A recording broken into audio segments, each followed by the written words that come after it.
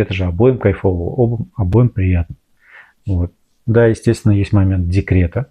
Это тоже, чтобы, обсуждалось тот момент, что,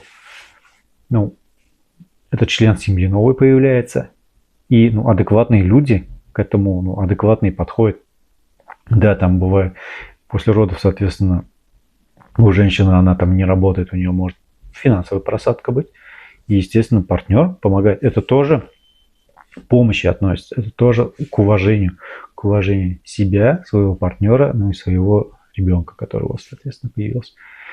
И вот в таких отношениях именно и проявляется уважение и уважительная картина мира, когда, ребенок растет и видит, что да, два взрослых человека друг другу помогают, и ни от кого там ничего такого сверхъестественного не требует, потому что там кто-то что-то кому-то должен.